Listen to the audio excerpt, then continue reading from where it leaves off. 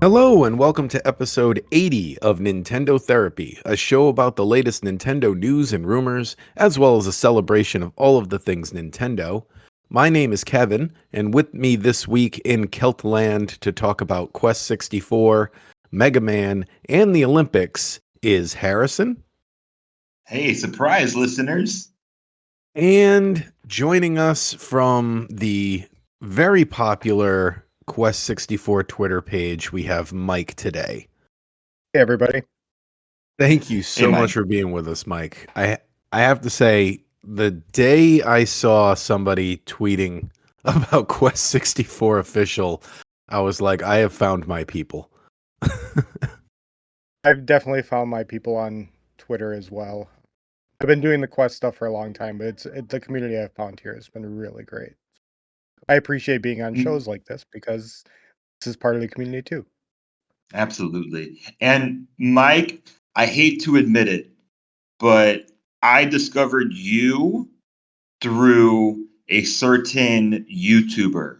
Do you know what I'm talking about? I imagine you're going to say it's Jared, but that's okay because he's a fellow Wisconsinite and video game guy from the area, so it's okay if that's where you found me from. Wait, is Jared RGT?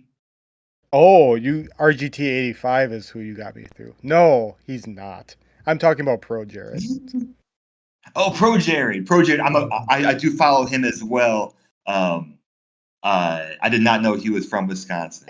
Okay, right. Yes, I did discover you through RGT, and I'm sorry to say that. But I That's am actually a okay. We've also buried the hatchet. He messaged me after the last quest video he did and said, "Hey man, just letting you know I said some stuff, but it's all in jokes." I I said that's fine.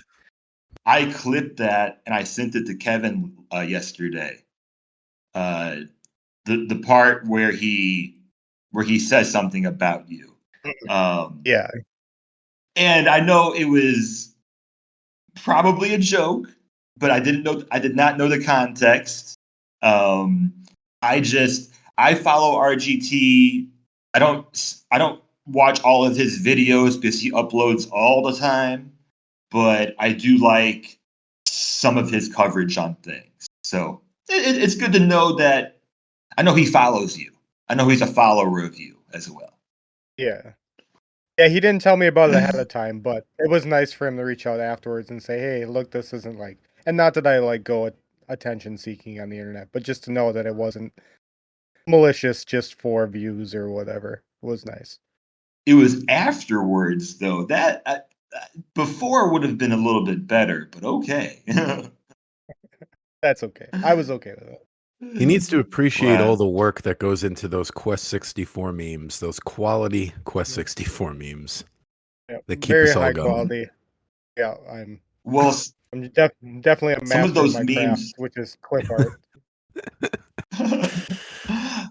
And Well, yeah, I thought this week would be a good opportunity since it's apparently never coming to Switch Online, even though I can dream, for us to talk about Quest 64 because it's definitely a game that I have some core video game memories built around. You know, it's a legendary classic, sometimes listed as one of the worst games of all time. It's a pillar of the speedrunning community. It's one of those things that's on my long list of franchises that were going to be like my thing. You know what I mean? I've talked about it. I've talked about that like phenomenon on this podcast before, where when you're you're growing up and you're attaching yourselves to thing. I had such bad luck with the things I attached myself to. I was all in on Winback. I was all in on Jet Force Gemini, and I was all in on none of those things had a future. Yeah, but they're all good So games. So you picked good things to go all in on. I appreciate those. yeah, that's a good way to look at it. Yeah. Um, yeah, I was just trying to get in on the ground floor of some franchise potential, and none of them. There was other stuff that I got into that took off. Just wasn't that Siphon Filter that had a decent run. Um, Yeah. and yeah, the other more popular stuff. So I remember being very confused the first time I played Quest 64 because it was the first RPG I ever played that had completely random encounters for the turn-based combat because basically I had played up to that point like Mario RPG, Chrono Trigger, Earthbound, Grandia. All of those have like enemies on the map you can see. And I literally thought my copy was broken when I first played it because I was like, wait, why can't I see the enemies before I'm fighting them? Any of you have like a memory of like your first time playing a turn-based RPG like that? Like, was it confusing for anyone else? It No, wasn't. my first But one, you go right ahead. This is your show. my first one was Pokemon. I'll say so. No, it wasn't for me. How about But at you? least Pokemon, they're in the grass, It's a little less random. I played Dragon Warrior and Final Fantasy II actually right before I played Quest. I was in my early teens when I played, North American Final Fantasy II. So See, I was thinking four about it or this five week or whatever. because I eventually did like get huge into Final Fantasy, and I think that was the next year. The year after Quest was when I started in on that. But Quest has a lot in common with Final Fantasy II, like a very similar leveling system. Yeah, Um, the use-based leveling is really cool. But once again, you have to be expecting it. And a lot of people played the game, a lot of games at that time, as rentals. So if you didn't have the manual and know that that's how you're going to be leveling and that there'd be random encounters, I can see the confusion. And I know that that's a Very lot of true. people's experience with the game. So. yeah, and I was just hyped at the time to play a 3D world. Like I remember there's two games that I can specifically remember I played just as like previews for later games. Like I played Quest 64 to basically see what I could expect from Ocarina of Time. I was like, all right, Ocarina's coming out this Christmas. Let me see what this 3D world, like a 3D fantasy world, could be like because we didn't really have much of that at the time. And the other example is The Bouncer on PlayStation 2. I remember playing that to preview what a Final Fantasy game on the PS2 would be like. I was like, all right, it's Square. They're making a PlayStation 2, like the characters in The Bouncer look like Final Fantasy characters. So I thought it was a pretty good preview. But yeah, Quest 64, it's got a really good fantasy world, to tell you the truth. Like for the reputation it has, the environments are so good. It's a game that looks fantastic in the screenshots. It's just like it's a shame that Really? it doesn't seem like they were able to finish it. Yeah, That was my big the graphics are question. great. Yeah, yes, that was my biggest question. So Kevin and I are coming to you from totally different places. I have not played this game. So I really enjoyed this week. I went back, did lots of reading when this game first came out. Is Quest 64 technically an unfinished game, or is that the way that you view Quest 64? I mean, um I guess I don't usually say that it's unfinished, but it is. I think it's more like a too ambitious game that was then met with a very strict deadline after we knew that Ocarina of Time was coming out. The push was to get it out ahead of Ocarina. So it they was had supposed things to like, come out a lot earlier. I think it was supposed to be like at the beginning of the year, and then it ended, I think, yeah, March, and then it wound up coming out in August. yeah. Well, Uh, you're talking about Quest. Quest came out in June. in June, June. Okay. it came out in June. Yeah. Yeah, But because it had been yeah, in development for a long time before that, like for 2+ years. right, So, I watched a right. great video series on it on YouTube by a YouTuber who goes by LVL Level Jake. I don't know if yeah, you've seen Level that Jake. one. Oh, have I you seen have. that I'm a member of his series? yeah, I'm a member of his Discord and we chit chat. He's a good guy. So. Oh, perfect. Because there's so much. I highly recommend if anyone has any interest in Quest 64, like development or anything, go check those videos out. It's fascinating. It really seems like it was a very ambitious game, like Mike said, and it seems like at some point in the development, something that we're never going to know about happened because they started scaling back a lot of the elements that were like in preview copies or copies that have been showcased at various conventions, and they start scaling the game back considerably. Like there were two other party members that for the whole last year of development never showed up in any promotional material again. One was a princess and one was a pirate, and you were going to be able to like toggle between them. And yeah, during development, the main character's name was Jack, which is funny to me because they changed it to just another bland name. You went from Jack to Brian. um, and He yeah, did there's a lot of say he great. did stay Jacques in Japan though. So if you do play Altel Monsters, he's still Jean Jacques in that version of the Oh, game. which is a more finished version I heard in the same video series. It said apparently like the Japanese version had a lot of improvements. There was like a better leveling system and critical hits and stuff like that. Yep.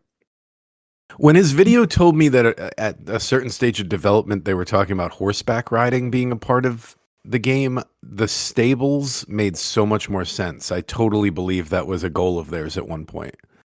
Like you see Yeah, like there's horse stables a lot of all over the stuff. world. Yeah. But I mean they were just being so ambitious. Like they were talking about a day-night cycle where the characters would change their behaviors based on time of day and like have different schedules. And Majora's Mask had a super hard time making that work. So I can't even imagine an inexperienced development team being pioneers in that. You know, it must have, it was a crazy ambitious project. Which Harrison, you had a note in here about how it was mentioned in an article in conjunction with the sequel possibly being on the 64 disk drive, which is, Oh yeah, yeah. So I yeah, it's so crazy. 1998 is such a crazy year in gaming. We've talked about this when we went through every year.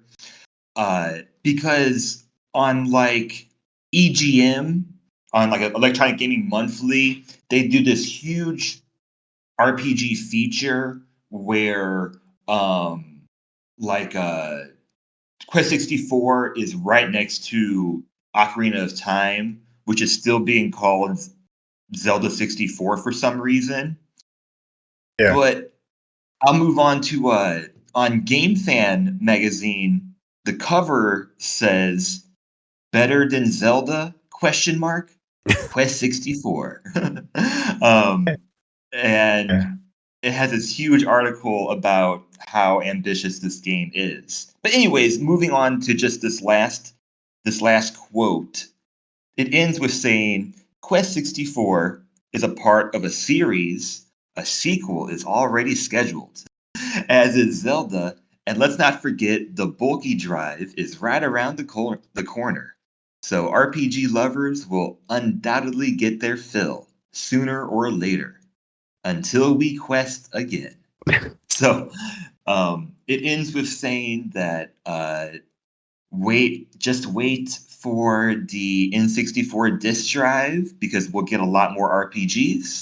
And Quest 64 is already getting a sequel, which it technically didn't, right? It had like a spin-off game, correct? Yeah, It did not correct. have a There was no sequel, right? sequel. Two Game Boy Color games. One was a Mr. Do clone because Imagineer and Sunsoft were big into Mr. Do, so they just put Quest assets over that.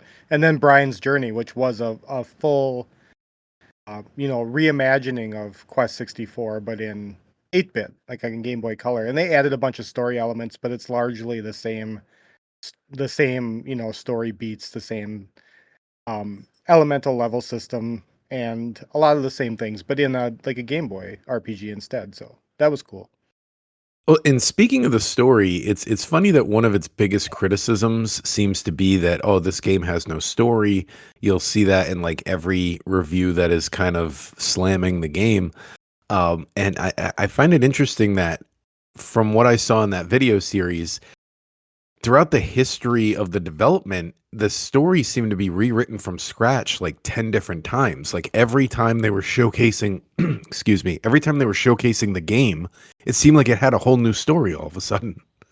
Yeah, I became friends with James Radkos, who wrote the Prima guide for the Quest 64 um, Oh, the game, and through our and another friend of mine, Scott, through our chit chats with him, found out that the game had been pretty much scrapped and restarted almost entirely at least 20 times. I think he said 22 times was how many my times they God. had to go, and that doesn't mean that all the assets were, but weren't reused, but you can go back and look at older screenshots of Quest in like the magazines you talked about, like Game Fan, N64 mag, and there's like completely different UIs, there's completely different models for the characters, different areas of the map that either weren't used or weren't seen in the same way.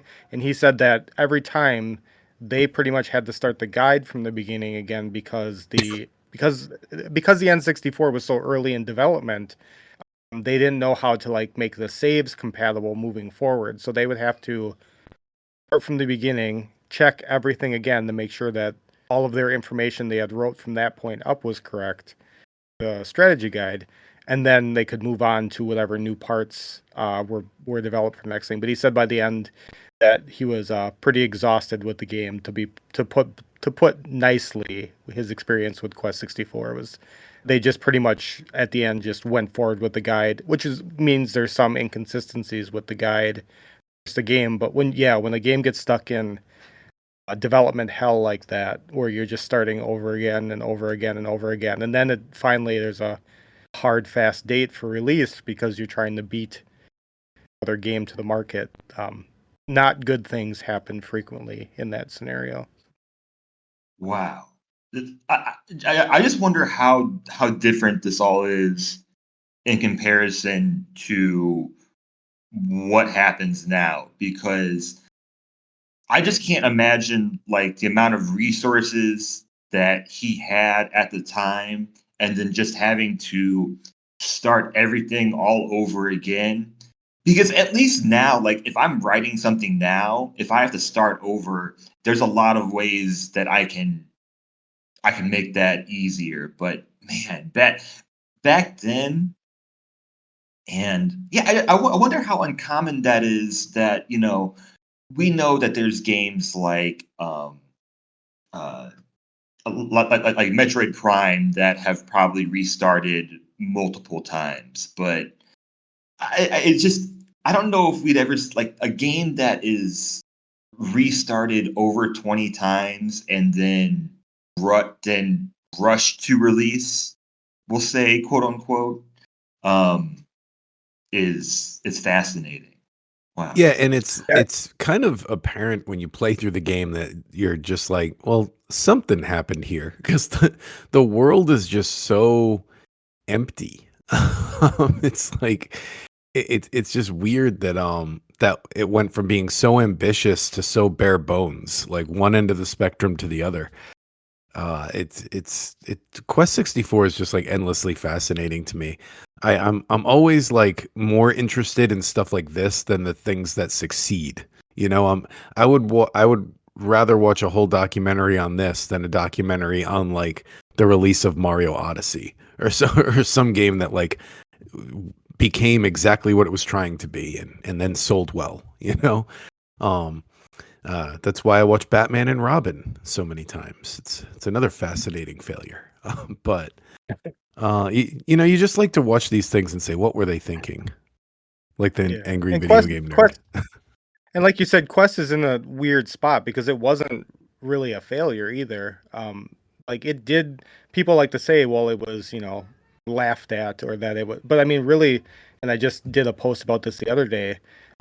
review scores were pretty good. I mean, they were at least average. A lot of magazines, official Nintendo magazine, gave it like an 8.3. I mean, it got a lot of like really decent scores, and it sold well. It sold 500,000 copies worldwide. So it's not like it was a failure for anybody involved in the game. I mean, I bought Imagineer it. obviously made money. Yeah. And it was, I mean, it was, let's be real, it was also a product of the time. There wasn't, it was the first RPG, but also it was, at a time before the end of 98 when there was only, 30, 40 games for the N64. It's not like there was a huge library to choose from, but it was coming on. So didn't have a lot of competitors, but it did well. I mean, by all accounts, it did what it set out to do as a non first party ambitious RPG. It just didn't do it perfectly. And I'm like, I don't have any qualms about saying that. It's my favorite game. I don't think it's the best game of all time. It's just my favorite. So. It seems like by 1998, if you had multiple consoles, it seems like there was quite a bit of competition in the RPG space. It's just that if you had N64 and you wanted an RPG, then like this was it. Well, if you wanted it was kind of during a drought of the 64 like calendar period, because I actually looked at for this week's podcast a list of the Nintendo 64 games in release order, right? And I was like, because I was thinking, I was like, I don't think I had a lot of games when I got Quest 64. So basically, I noticed that where in the year leading up to Quest 64, there's not a lot for Nintendo. Let me find it here. That's 97. Let's get to 98. 98's right here. So notable games that came out, you're looking at Nagano, came out in January. That was pretty popular. Nagano Winter Olympics. Snowboard Kids is a cult classic. Let's see. Yoshi's Story in March. Right. 1080 Snowboarding in March. I'm scrolling here. Right. Yeah. Let's But see. I think Banjo Kazooie, and then you're at Quest. So only like that whole leading up to Quest 64, only like 4 or 5 notable titles in that year so far. Right, because games like Yoshi's Story were, I think, still like some of the best selling leading up to when Quest 64 came out, I believe. I probably owned like 5 Nintendo 64 games when Quest 64 dropped. So the whole concept of a 3D world was still novel to me, to the point where I remember the way I ended up beating Quest 64 was I had a Game Shark, and I would basically turn on the cheats to max out all the magic levels, and then I would also turn off the encounters, and I would just explore the world with no encounters, and when I would eventually get to a boss fight, have my stats maxed. So that was like my ideal way to play this game, because I was just still fascinated with a 3D world. You weren't alone either. So Game Shark Interact did a Shark Bite memory card as well, a personalized memory card just for Quest 64. It was one of the few games I got one of those, and that's what it had on it. It had 15 saves of various power leveled Brians at various points in the game, so people could just pop a memory card in and then start the game at Barragoon Tunnel with all 30s in all of the magic schools. And so, I mean, once again, Quest had plenty of things going behind it, and those sold. You can go on eBay and find 50 of them right now, so plenty of them got out there. People bought them, but those are the kind of things you don't remember. You remember it was the first game and either you loved it or you hated it. You don't remember all of the stuff that came out and all the Yeah, they're like $12 on eBay. I'm looking at one right now, the Shark Bite. Yeah, I forget of all of like the Shark Bite and was it Action Replay? Was that? Yeah, Action Replay, all the ones that came out as a special edition of a specific game. Uh, and a lot of those will just be forgotten um, by by people who aren't fans like you, Mike. The Uh, best Game Shark Yeah. memory I have, by the way, real quick, is there was a Game Shark cheat you could put into GoldenEye where you would walk through the doors, you wouldn't have to open them. And what we would do is we turn that on the multiplayer, and all of those levels that are actually like bigger in the campaign mode, the full map is in the multiplayer. They just lock you out of it, maybe because it made the game lag too much or something. But we would basically double the size of our multiplayer maps by putting that cheat on.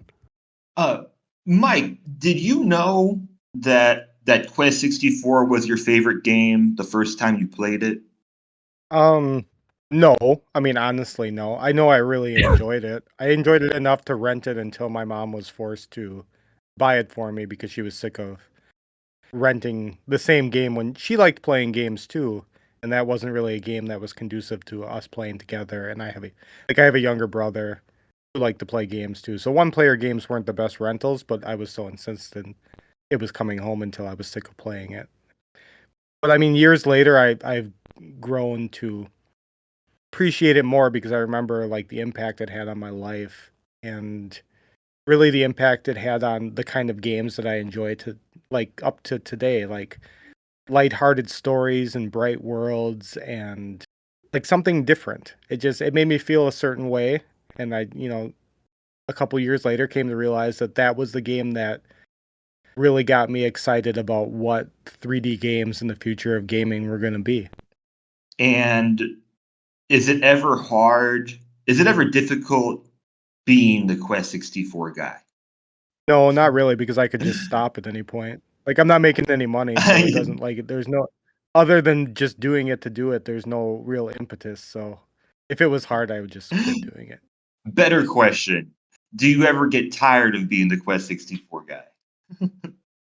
I I don't get tired of being the Quest 64 guy. I do I'm older, so I do get like tired of being online. So there's times where I will just check out for weekends or, not answer people's messages for a while, but that's more like indicative of just how much screen time I want and less how much I enjoy the game or being attached to it, I guess. That's something that I'm seeing a lot more common with people who have more of a popular online presence is that it seems like the people, at least more and more now, that are maybe more popular online are the ones who are logging off even more. That's just been something that I've been observing lately. It's like I saw a certain YouTuber yesterday say, I used to go online to escape my real life, but now I go outside to escape the online life because that became his job. Anyways, I can, um, I can see that. yeah. But yeah, exactly. It's not your job. It's something that you do because you have a talent for it. um, Mike, have you ever seen anything for Quest 64 and the idea of liminal spaces? Because I know like liminal spaces are very popular now in like video games and well just like online culture. Those like empty, abandoned, but sometimes recognizable places. So, just have you ever seen anything about liminal spaces with Quest 64? I've heard I think I've only seen one time somebody describe it as that. I mean, I've done, like, I'm aware of what they are. Like, I've done a Quest 64, like, backrooms meme before for giggles and put Brian in like an old abandoned arcade and stuff like that. Um, but yeah, I know that it like the game gives because that's more popular with people that are significantly younger than me. Let's just be frank here. Yeah. That like those liminal spaces, like people start to use that to describe things that you wouldn't normally think. But yeah, like there is, especially near the end of the game when you're in Mammon's realm and stuff, people like to describe it as that, like it's just like a eerie, weird, kind of sort of empty, outdated area, and that's the kind of feeling that Quest gives them there. And I respect it. That's cool. Like if that's the way you want to enjoy the game, I'm down. Like Yeah. I understand it because I was looking at some screenshots last night, and it's like parts of it feel very familiar. Like, and usually liminal spaces don't have any kind of life inside of them. So it's like some open parts, or perhaps there's like corners of a map that seem kind of odd, or um I know there was issues with the camera sometimes, but I can see it was just an idea, and I looked online. I didn't see anything about that, but I just know that they get criticized about how much open space there is in the game. Um, Speaking of which, should Quest 64 be credited with their attempted use of space? Because I know they attempted to make a big game. I know parts of it are kind of empty, and I know that the use of camera angle was quite different than other games at the time. Do you Yeah, think they were they should definitely be still trying to credited figure for it? out cameras at the time, just across the board, it feels like. Because it's definitely a big criticism that I see, but should they receive more credit for just trying to be innovative in this time? the joke I always make is that it's more Quest is what a more realistic open world game would be like. Like you're not gonna go across the forest and meet people like every 50 yards. There isn't gonna be somebody to talk to or something to do, every time you go around the bend. Just like when you're in like a city, people say there's so many empty rooms in the monastery at the beginning of the game. I'm like, because that's how a building is. Like you go to a Right. building, a huge building, there's gonna be rooms that don't have anybody in them. There's not gonna be just diaries laying around or people's stuff for you to grab and steal. Like there's gonna be a lot of empty rooms in a big empty building. So the same thing in the open world, like you're not just gonna find people. There's not just gonna be people everywhere. And it's a huge map. Yeah, that's not like you have to be thinking beyond realism in video games. So there should be engaging things for people to do. And so the game could have been more gamey, I guess. But it did. I mean, it's a huge world. You don't have to wait through a bunch of loading screens. It's Right. each part feels different and feels alive. So yeah, there's a lot of credit to be given, even if it wasn't the most successful execution, I guess. Right, right. And that's a great point too. I saw some video recently talking about, it was titled something like "Your city is full of fake buildings" or something like that, where they're just all of this real estate, all of these big buildings that are just empty or not full of people. And I watched the video thinking, oh, it's like a video game. It's like what people say about open world games of like, oh, like it's so empty, or like these buildings, aren't full of life or have nothing in them. It turns out that's how real life is. Yeah. It's like the same sentiment. Like if you've played Grand Theft Auto 3, which I mean everybody played at some point, probably. It's a safe bet. But if you go back and play Grand Theft Auto 3 now, it seems so revolutionary back then, but now like 75% of the map is just the same buildings and the same, you're looking at the same thing around every corner, same pedestrians everywhere. It doesn't feel alive like a lot of video games we're used to these days. And that's kind of the same trappings that Quest falls into, is that seemed great at the time, but looking compared to what we have now, it's sparse. It's just that's what pioneering a genre looks like. It's still a struggle. I mean, my favorite modern open world games, which are in my favorite games of all time, even they are heavily criticized for repeating the same assets or repeating the same NPCs or just not making it as immersive as people just expect it to be. I mean, Kevin and I were talking off recording last week about how GTA 6 already has expectations that it will not be able to hit. Like the expectation is that it's supposed to be the revolutionary open world game which sets the precedent for all open world games to follow it. So no matter what, people are going to criticize it for not reaching that expectation immediately.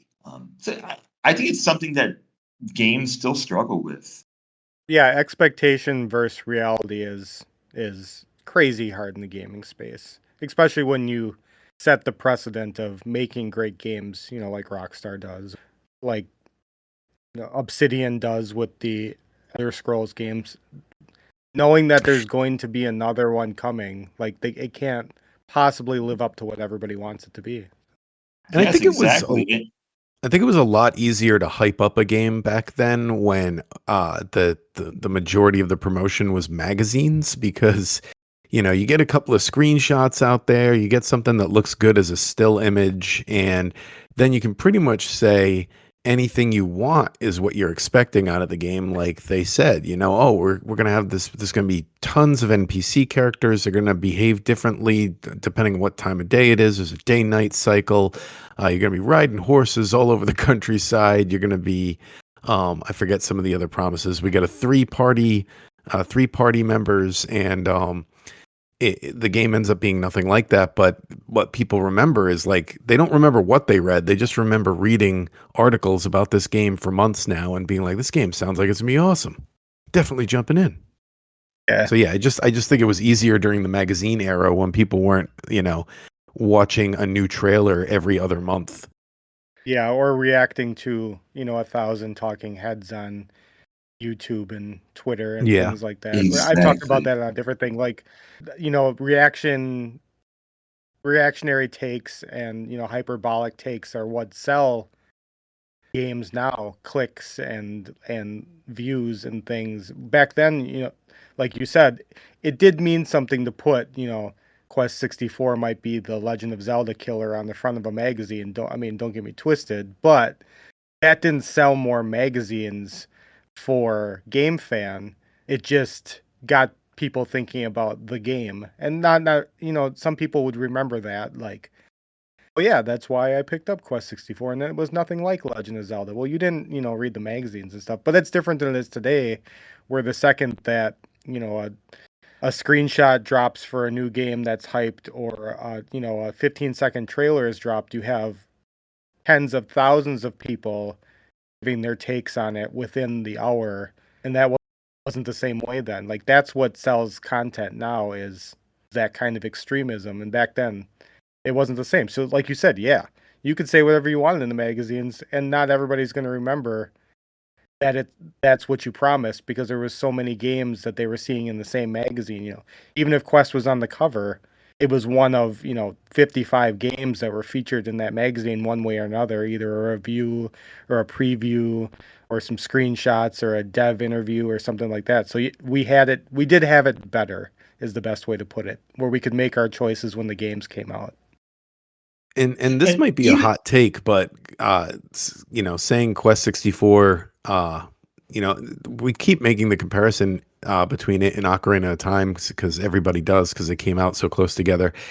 Ocarina of Time, this might be a hot take, could have benefited from having its world a little bit more structured, like the Quest 64 map layouts and environment. Like there's definitely more towns and more houses and buildings. Yes, they're empty, but whoever did the world building for Ocarina of Time, I always remember that being a disappointment of Ocarina of Time for me. Is I do remember that's another game I followed in these magazines, and the still images that they put out during the development were of these towns that looked like you could walk through, and there were all these buildings, and a new promise in behind each door, and even Ocarina of Time didn't live up to that. So yeah, I just think when are we going to get some mods out there? Can I get someone who just takes this world and puts another adventure into it? Because this one only lasts like 15 hours.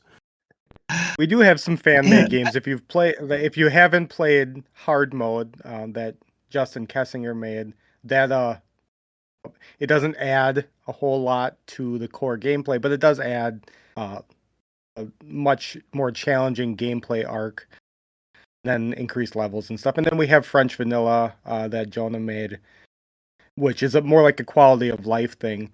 It's going to be hard to do anything what's going on with Legend of Zelda, where we have fan-made games.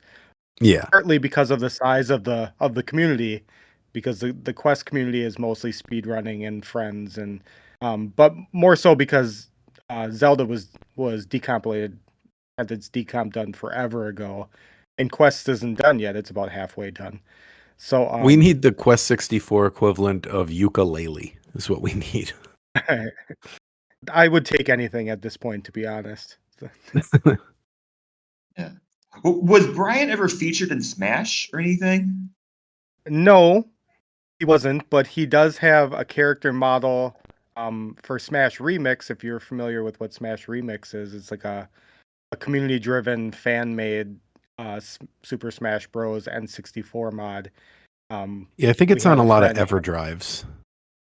It is. It's free. You can just play it on any emulator or whatever as well. But yeah, it does fit on EverDrive, which is why it's stopped now, because it's kind of met its max size to be put on a traditional cart. But there are still people working on it. But we had a friend, Heron Nobody, that had turned Ness into Brian and started animating him up in there as well. So that would have been as close as he would have gotten to a crossover, I suppose. Wow. Does the announcer voice say his name when you choose the character? Not yet, but Melroad is in Smash Remix as a playable stage right now, and we do have the quest music as well in Smash Remix. So it was baby steps. I wasn't personally doing it, but the community was there. So. Ryan. Man, that you get a quality game. I'm talking about the Smash Brothers series right now. You get a quality game when the character select screen is iconic. I can hear the music in my head right now. So that was about all the notes I had on Quest 64. I don't know if anyone else had any more they wanted to get off their chest about this game, since, like I said, doesn't seem like it's coming to Switch Online anytime soon. So, but we've been wrong. No, but you got WinBack. You got WinBack. So I did. I did. And Jet Force Gemini.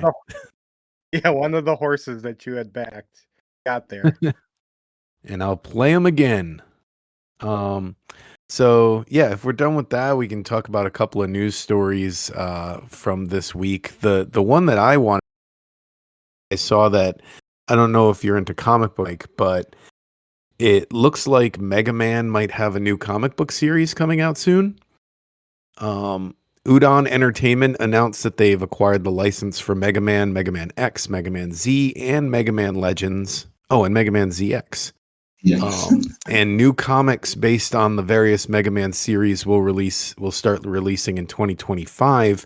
There's no confirmed artists or writers yet, but I have to say, if it's anything like the Archie series was, and you're into comic books, it's going to be worth checking out, because the Archie series was amazing. It ran for about 60 issues, 55 issues, something like that.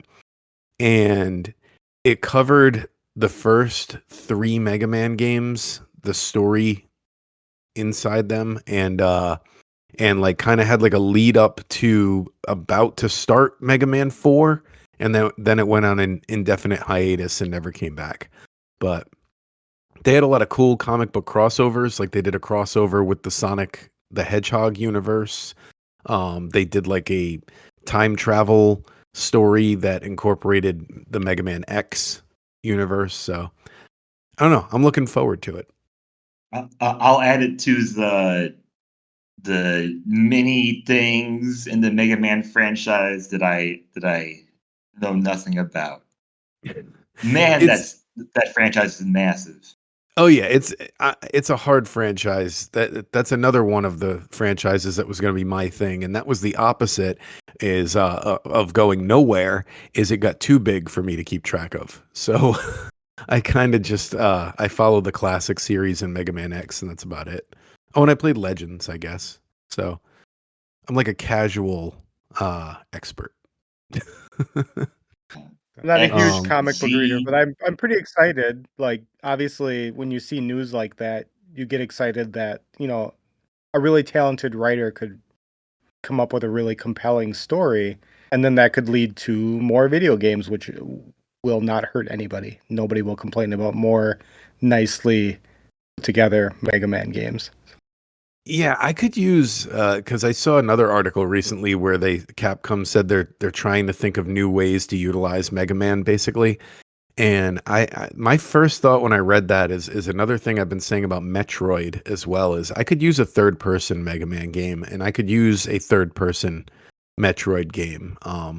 It's something that they should start considering, both Capcom and Nintendo, because Mega Man Legends was third person, and it's got such a huge cult following. So if you can't continue the Legends line, at least continue. Um, sorry, Kevin, I think I lost you there right at the end. yeah, I cut off for just a sec. It'll probably still be in the recording though. I've noticed when that happens, it still shows up. So we'll see. Anyway, sorry, all, listeners, all good, if it doesn't. all good. Um, the news item I had for this week is we now know why there will not be another Mario and Sonic Olympics game. Although most people, including me, kind of assumed there wasn't going to be since we haven't had one in so long. Um, the IOC ended its licensing deal back in 2020, and the IOC wanted to go in the route of, they said, esports and NFTs, which in 2020, that might have sounded a little bit better going the NFT route, but now it's not as exciting, I don't think.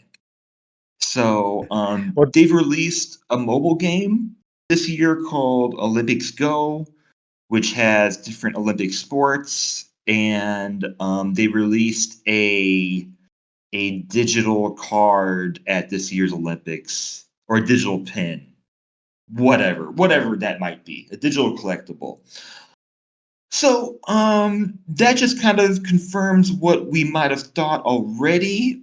Um, will you miss having Mario and Sonic together? Well, I know I'm not the first person to say this, but it doesn't. I don't see why it means they can't still put them together. They could just have like a Mario and Sonic sports series. Sure. So they I know they're not doing it, but they should. Like they shouldn't just quit because the Olympic Committee doesn't want to cooperate with them. It's fun seeing them compete together, and Sonic doesn't have a lot of games like that. I can only really think of Sonic Adventure Racing. So he doesn't have like Sonic Tennis, you know? So keep keep making them. I, you were spot on I with your think that's going timeline to too, because I think that they let it lapse was when the deal was in 2020, wasn't it? Where they would have right. renewed the license but didn't. So I mean, like you said, NFTs made sense then and don't now. So it's not that they can't reevaluate the landscape and decide, oh, maybe for the next Winter Olympics we should probably reconsider going back to that because digital pin and cards aren't going to do so hot anymore. Right, right.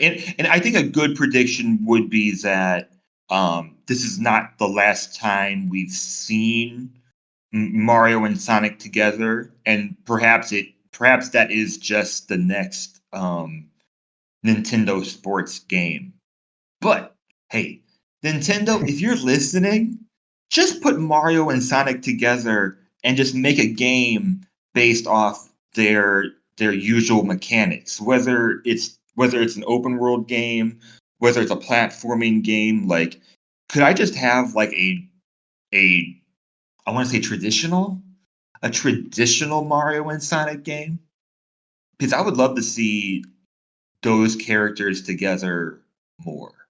I mean, were you, Kevin? Were you surprised at all the first time you saw Mario and Sonic together? Because I I was mean, surprised when they those weren't were even together and they would just start making Sonic games on Nintendo systems. Like, I remember when, obviously when they started going third party, I thought maybe there'd be bad blood there and it would just be a PlayStation thing or an Xbox thing. And then eventually Sonic's on Nintendo. And then next thing you know, Sonic and Mario are together. And you're like, wow, like this is something you never thought you'd see back in the day. And it's funny how well they work together when their games don't play similar. I mean, they're both platformers, but Sonic obviously emphasizes speed and Mario more or less emphasizes precision. So it is kind of funny that they still work together in these games very well. just it's just the two heavyweights. It's Yep. like it's just the two iconic characters coming together. I was sitting up last night thinking like what would be like the modern day version of this? Like who are the two biggest characters now that could come together Well, unfortunately, and no make one a has mascots anymore. Like that's something I would love to see come back. I don't know if Sony is trying it with their Astrobot series that they put a lot of effort into promoting, which is coming out soon. But yeah, and Microsoft is trying to say nobody should have first party titles. So it's just weird. Like Nintendo's the only one left with mascots. very true. Very true. I mean, I guess, there was a lot made about Lego Horizon coming to Switch, Yeah, and Xbox. that was So, weird. Yeah, they had that on the direct. so I that's was like, kind of in the same vein, but nowhere near as huge. right, right. I think Still, the bigger still problem with no. Sonic right now is that Sega is so ingrained in the mobile landscape now that I don't know that they make good games. Like when they decide to do console things, they can still do it, but they've found such a treasure trove of unlimited money in the mobile landscape that I don't know if they're interested in coming back and being something that unless Nintendo offers them some sort of awesome deal. I don't know that Sega really cares anymore. Well, they do have those 5 big franchises they've talked about bringing back soon. They're making a new Jet Set Radio, Shinobi, Golden Axe, Streets of Rage, and Crazy Taxi is the one everyone's talking about. So they're at Mhm. least doing that. I thought it was funny when I saw the article that said something like, Sega says the next Crazy Taxi will be open world. And I'm like, you mean as opposed to the linear gameplay of the old Crazy Taxi? It was always basically open world. It's just going to be a bigger world now. And obviously they've got their hands in games, like the Shin Megami games and like a Dragon. And it's not that they've stopped making games. I just feel like they're taking a lot less chances in the market. Like you said, they're not going to push Sonic to a group of an audience of kids that may not be interested in Sonic at all. It's easier to let Nintendo push Sonic for things like Smash Bros. And Mhm. those Olympic games, which are now, than it is for them to try to take that risk, that monetary risk themselves. Yeah, it seemed like they were taking a risk with what was the Sonic Breath of the Wild game? Sonic Frontiers. Yeah, Um, which and did I had a well. decent. Yeah, I had a decent time with it, but it did feel like kind of an empty game. It did feel like it was lacking story or something. But I can't get into the whole story and lore of Sonic anyways. So But then I they don't know. also Like had that weird decision where they released a new Sonic game the same day as Mario Wonder. Remember that? So that was kind of a strange move for them. right. Well, but was Mario Wonder announced after? Because Mario Wonder came within like 3 months of it being announced. Still, they probably knew about it anyways. I think I remember people criticizing Sega for the decision, so it seems like they might have put their release date out after, but I don't have that in front of me for fact. Still, I don't I don't remember what was that? I don't remember the one that came out from Mario Wonder the same day. It was a side-scrolling Sonic. I don't remember the name of it either. See, that's the Well, problem though. You don't even remember. there's quite a few. There's quite a few on Switch, which Sonic um, Superstars. Is that it? Sonic Superstar. I don't know. Yeah. It's The most and recent we've one. talked. I mean, it's one of the many franchises we've talked about on here that have become perhaps oversaturated, or perhaps it feels oversaturated, like as Mike said, because there might be less of an interest with younger people playing these games or new gamers playing these games. Well, the thing about them being oversaturated too, here's my biggest gripe with Sonic is if any other franchise had their hit to miss ratio, we wouldn't be hearing about them anymore. But because they used to be, well, they still are Sega's mascot character, we will forever, they've got such a following. Yeah. But the vast majority, I'm sorry, I'll say it, the majority of Sonic games aren't that good. It's they have some gems in there, but most of them are bad. I like to The make the Sonic joke fan that base, Sonic fans are weirds. Yeah, let's talk about the fan base. That's why they're still around. Is why Yeah, exactly. they're a I weird group, and I love Sonic just as much as I would think a lot of people my age still enjoy Sonic, but I don't have the fervor of that fan base, and but they are crazy, and they will push anything. I'm kind of surprised at this point that we haven't gotten Sonic in Fortnite or Sonic in some Yeah. massive crossover like that, Mhm. which once again would probably be a no risk, move by Sega if they really wanted to go that direction.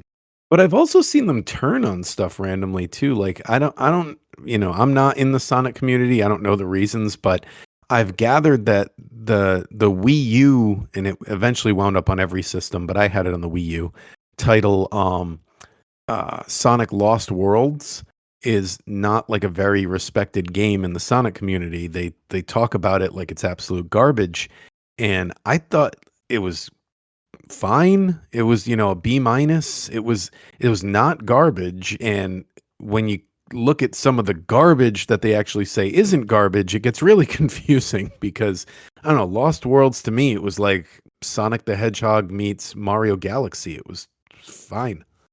yeah, A I lot of was that go I ahead, feel like Mike. they like to Go make up ahead. their own. Oh yeah, the Sonic community is as strong as it is because they like to make up their own lore. There's a lot of fan art and fan things in the community. I think that when you get a completely new piece like Frontiers or the open world games like that, Sonic Colors, that there might be some pushback just because it doesn't match up with the Sonic that a lot of people have had in their heads. Because when you have just 3D platformers and 2D side-scrolling platformers, you can add your own twist to it, especially if you're an original artist that likes to do that kind of writing or that kind of art. So that happens. I mean, it's not just Sonic. It's happened with not everybody loves every Mario game. Granted, the fan lore isn't the same with Mario because Sonic is a completely different beast. But It happens with series like you said. If it wasn't Sonic though, if it was, whoever, Crash Bandicoot, which is exactly what happened to Crash Bandicoot, they would just be gone. It would just drop off the face of the earth, and we haven't seen that happen because Sonic is its own thing. That's very true. I was I was introduced late recently to a certain Sonic fan, and I recently watched about a 10-hour documentary on this man. And It's a lot of hours. some Sonic fans are just different. And listeners, if you're a Sonic fan, we're not talking about you. We're talking about the rest of them. We're talking about all the other Sonic fans out there. We're just saying if Rocket Knight Adventures had this many sequels that were mediocre, we wouldn't be seeing more Rocket Knight Adventures. No Rocket Knight that's Adventure probably true. That's probably true. I mean, oversaturated games, whether it's Mega Man, Story of Seasons, whatever it might be, there's still an audience and a fan base for it. So great. I think we leave the spotlight for next week, and this has been great. Yeah, thank you so much for joining us, Mike. If there's anyone out there who doesn't know where to find Mike, definitely check out the Twitter. It is Quest64 official. Why don't you tell people what they can expect from that? I don't even really know on a day-to-day basis what to expect from Mike. It's kind of just a feeling how I am that day. It's stuff. It's a lot of Quest stuff, a lot of N64 stuff, a lot of memes I think I make or share from my friends that are funny, and it's just how I'm feeling that day. So if you like retro video games, I'll do my best to disappoint you at some point. Is there anywhere else you want people to check you out, or is it primarily there? Oh, I do my best to not myself a bunch of places. I'm on other people's shows. I've been doing a lot of Super Pod Network. Aaron and Jerry have quite a community of podcasts and stuff over there, and I've been on a few of those shows, which have been lots of fun. And I'm part of a couple of pretty big N64 communities on Facebook, but I'm much more low-key in all of those places than I am on the Twitter account. So likely, if you're going to find me, it's on Twitter. Oops, sorry. Mike wasn't working there. All right. So thank everybody for listening. Go check out that Twitter page for sure. Go find some great Quest memes. And as usual, we are Nintendo fans, not Nintendo experts. So we probably got some stuff wrong. Let us know. Email us, nintendotherapypod@gmail.com. We're on Twitter at Nintendo Therapy. We're on Reddit. We got a subreddit, Nintendo Therapy. We're all over the place. So find us there. And we'll see you all next week to talk about what was supposed to be this week's spotlight game, the amazing Hebreki. Don't really know how to say that, but Hebreki, I think. Hebreki. Okay, the Japanese only game on Switch Online. We'll talk about that next week. See you then. See ya.